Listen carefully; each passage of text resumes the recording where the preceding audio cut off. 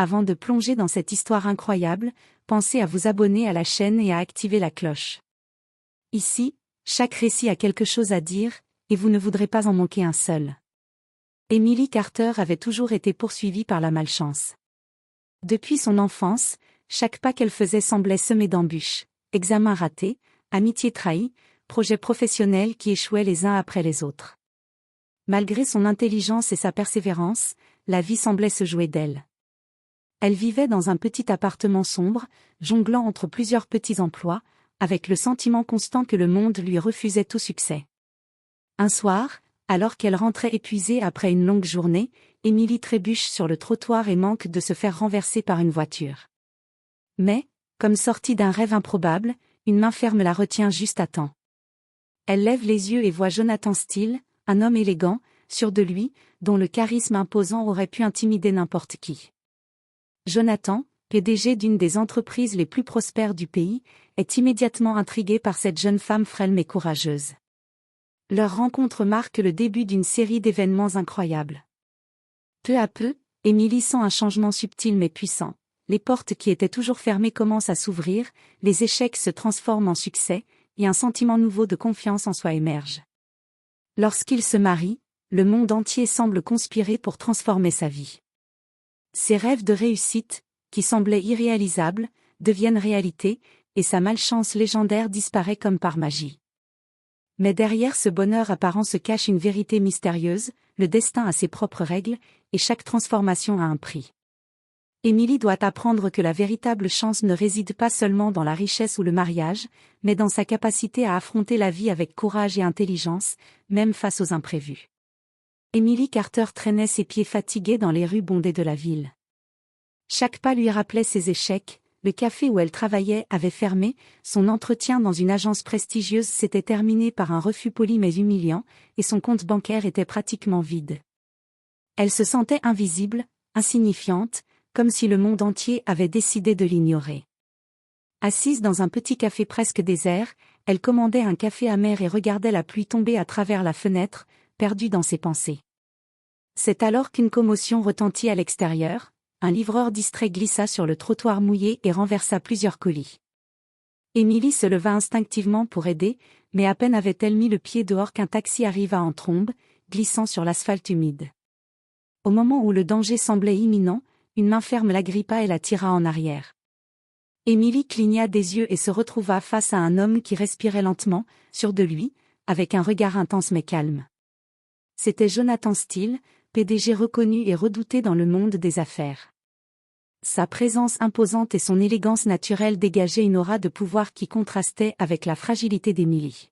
« Vous devriez faire attention », dit-il d'une voix profonde, presque autoritaire mais teintée de douceur. Emily, encore sous le choc, bafouilla un remerciement.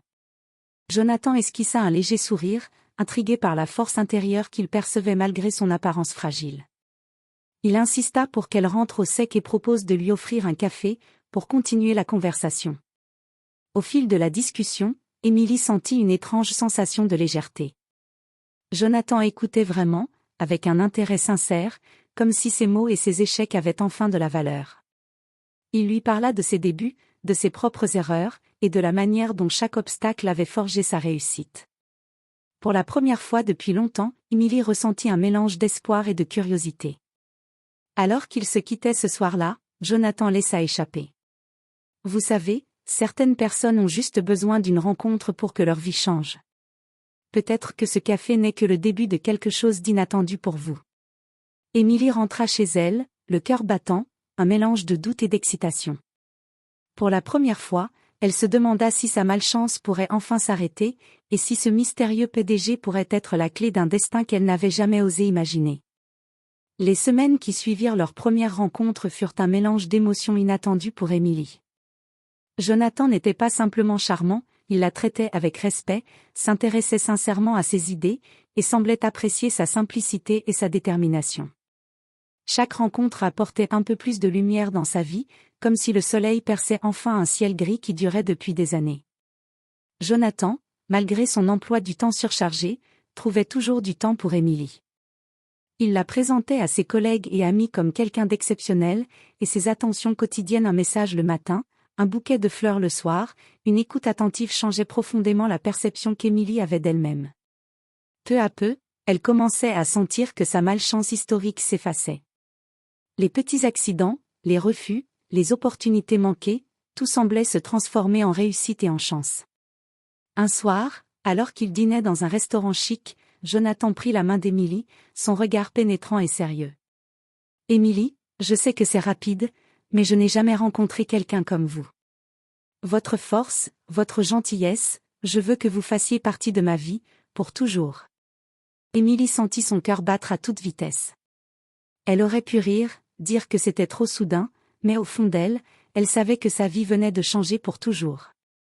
Quelques semaines plus tard, leur mariage fut célébré dans une cérémonie intime mais somptueuse. Émilie portait une robe blanche élégante, et Jonathan était impeccable dans son costume sur mesure. Les regards admiratifs des invités et les sourires sincères de Jonathan lui donnèrent un sentiment de sécurité et de bonheur qu'elle n'avait jamais connu. Après le mariage, Émilie réalisa que quelque chose de magique s'était produit, ses anciens malheurs semblaient s'être évaporés. Les opportunités se présentaient d'elles-mêmes, ses décisions professionnelles portaient enfin leurs fruits, et son moral atteignait des sommets qu'elle n'avait jamais imaginés.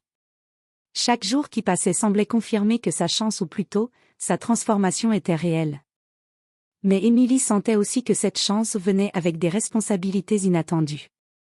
Elle devait apprendre à naviguer dans ce nouveau monde de richesse, de pouvoir et d'attention constante, tout en restant elle-même. Le mariage n'était pas seulement une union, c'était le début d'un voyage qui mettrait à l'épreuve son courage, sa sagesse et sa capacité à garder son cœur intact. Quelques mois après le mariage, Émilie s'était complètement adaptée à sa nouvelle vie.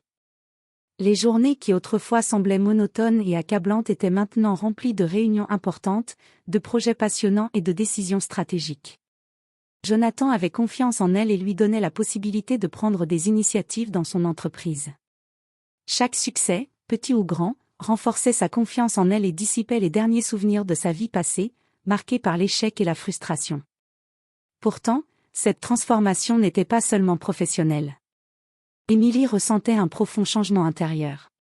Elle n'était plus cette jeune femme hésitante et craintive, elle s'affirmait dans ses choix, osait prendre des risques calculés, et n'hésitait plus à défendre ses idées, même devant les cadres les plus influents.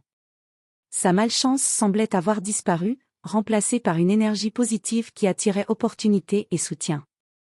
Mais le succès attira également l'attention. Des collègues jaloux et des concurrents professionnels commencèrent à observer Émilie avec méfiance.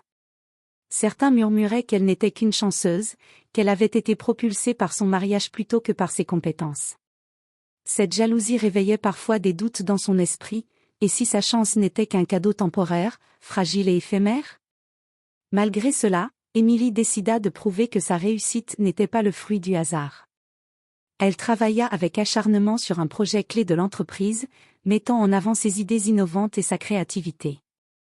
Quand le projet fut finalisé et qu'il rencontra un succès éclatant, même ses détracteurs durent reconnaître son talent. Elle comprit alors que sa chance était intimement liée à sa capacité à saisir les opportunités et à oser agir, plutôt qu'à une simple coïncidence. Jonathan, fidèle et attentif, continuait de la soutenir à chaque étape. Mais Émilie sentait qu'elle devait désormais se tenir prête. Dans ce nouveau monde de réussite, chaque pas était observé, et chaque erreur pouvait avoir des conséquences décuplées. Elle commençait à comprendre que sa vie transformée, si belle soit-elle, nécessitait vigilance, courage et sagesse pour protéger son bonheur et son indépendance. Avec le temps, Émilie commença à comprendre que sa chance n'était pas simplement le fruit du mariage ou de circonstances extérieures.